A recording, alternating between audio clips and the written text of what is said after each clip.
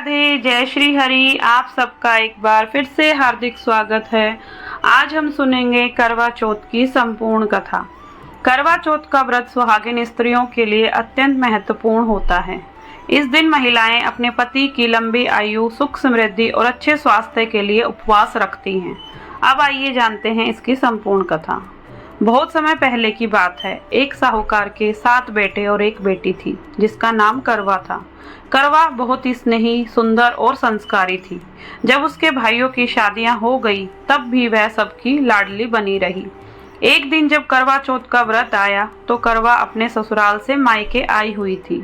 शाम को जब भाई खाना खाने बैठे तो अपनी बहन से भी खाने का आग्रह करने लगे, लेकिन बहन ने बताया कि आज उसका करवा चौथ का निर्जला व्रत है और वह खाना चंद्रमा को अर्घ देकर ही खाएगी। अपनी बहन को भूख प्यास से व्याकुल देख सबसे छोटे भाई ने पहाड़ी पर जाकर एक दीपक जला दिया और उसे चलने की ओट में रख दिया। वापस आकर अपनी बहन से कहने लगा, बहन चांद निकल गया है, तुम अर्घ देकर खाना खा लो। करवा भागी भागी अपनी भाभियों के पास गई और कहने लगी, भाभी चलो चांद निकल गया, अर्घ देकर खाना खाते हैं। भाभियां सारी बात जानती थी। वह बोली, बाईसा अभी आपका चांद निकला है, आप अर्घ देकर खाना खा लो, हमारा चांद निकलने में अभी समय है।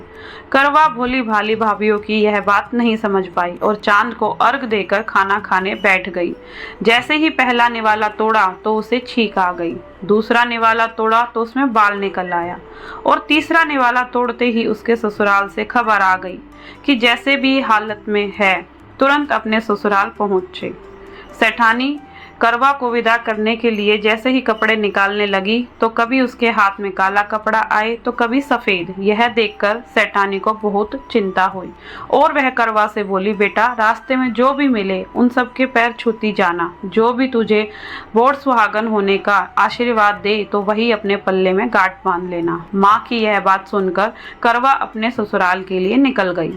रास्ते में जो भी मिला करवा उन सब के पैर छूती गई। सभी उसे खुश रहो, सुखी रहो यह आशीर्वाद देते रहे, लेकिन किसी ने भी उसे बड़ सुहागन होने का आशीर्वाद नहीं दिया। अब करवा जैसे ही अपने ससुराल पहुंची तो घर के आंगन में छोटी नंद खेल रही थी।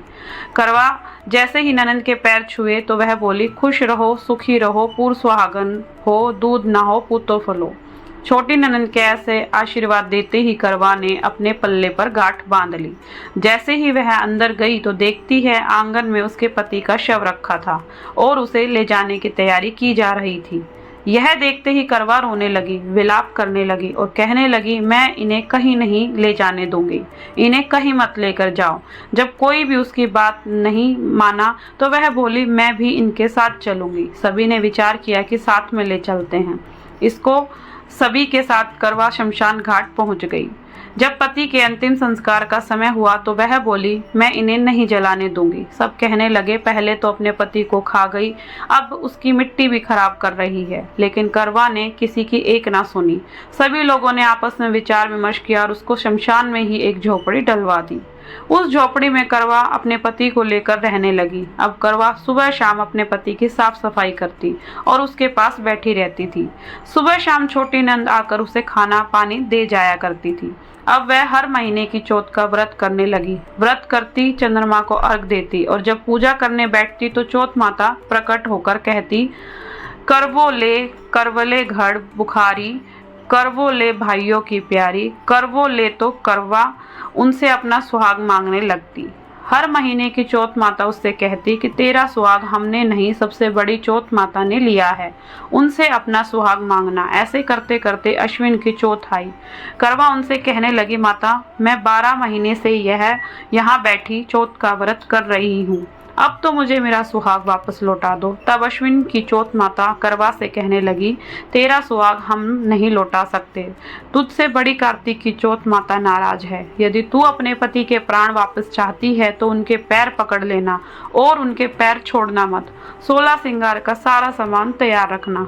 ऐसा कहकर चौथ माता अंतर्ध्यान हो गई।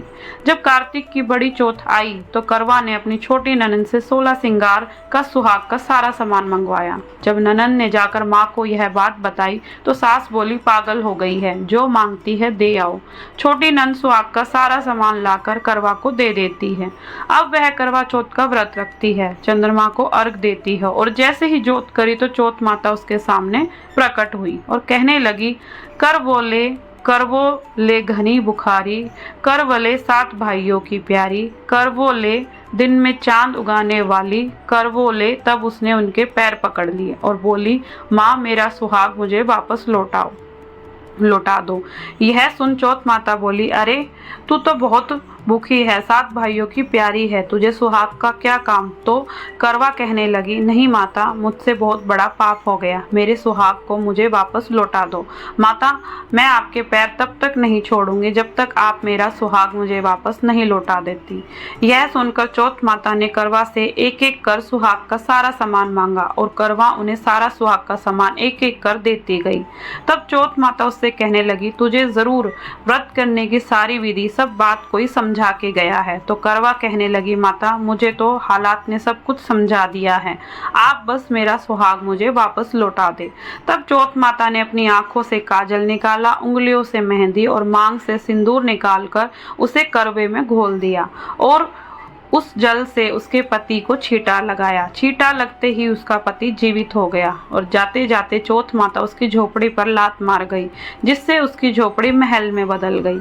करवा के सब सुख आनंद हो गया। शाम को जब छोटी नंद भाभी के लिए खाना लेकर आई तो देखती है कि भाभी की झोपड़ी तो कहीं है ही नहीं, उसकी जगह एक बड़ा सा महल खड़ा है। उधर करवा खिड़की में बैठी छोटी ननंद के आने की प्रतीक्षा कर रही थी।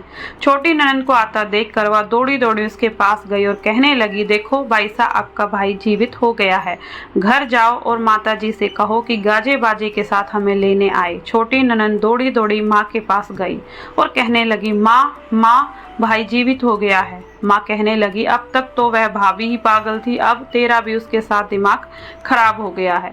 तो वह बोली, नहीं माँ, मैंने अपनी आंखों से देखा है, भाई जीवित हो गया है। यह सुन माँ और बेटी दोनों गाजे बाजे के साथ अपने बेटे और बहू के पास पहुँचे। बेटे को जीवित देख सास बहू के पैर छूने लगी और बहू सास के पैर छूने लगी और कहने लगी, माता जी देखो आपका बेटा जीवित हो गया। तो सास बोली, बहू मेरा बेटा नहीं, तेरा पति जीवित हो गया, मैंने तो साल भर पहले ही इसका अंतिम संस्कार कर दिया था, यह तो तेरे भाग्य से वापस आया है। हे चौथ माता, जैसे पहले साहूकार की बेटी के साथ करी वैसे किसी के साथ मत करना, और बाद में जैसे करवा के पति को लंबी आयु दी वैसे ही इस कथा को कहने वाले, सुनने वाले और हुंकारा भरने वाले कि सबके पति को लंबी आयु देना और सबकी सुनियो। करवा को अपनी गलती का आभास हुआ। करवा ने पूरे वर्ष ईश्वर की आराधना की, कठोर तपस्या की और अगले वर्ष पूर्ण विधि विधान से करवा चौथ का व्रत रखा। माता पार्वती उसकी भक्ति से प्रसन्न हुई और उसके पति को पुनः जीवन प्रदान किया। तब से यह परंपरा शुरू हुई है कि हर वर्ष कार्तिक कृष्ण पक्ष की चतुर्थी को सुहागिन स्त्रियां अपने पति की दीर्घायु के लिए निर्जला व्रत रखती हैं। माता पार्वती और भगवान शिव की पूजा करती है। चांद को अर्घ देकर पति के हाथों से जल ग्रहण कर व्रत खोलती हैं। इस व्रत को करने से पति की आयु बढ़ती है, दाम्पत्य जीवन में प्रेम बना रहता है और सौभाग्य अखंड रहता है। ओम उमा महेश्वराय नमः। देहि सौभाग्यम आरोग्यम देहि में परम सुखम। तो आप सबको अगर मेरी वीडियो अच्छी लगी हो तो वीडियो को लाइक, कमेंट, शेयर ज़रूर कीजिए और साथ ही मेरे चैनल को भी सब्सक्राइब कीजिए। तो आप सभी को करवा चौथ की ढेरों बधाइयाँ।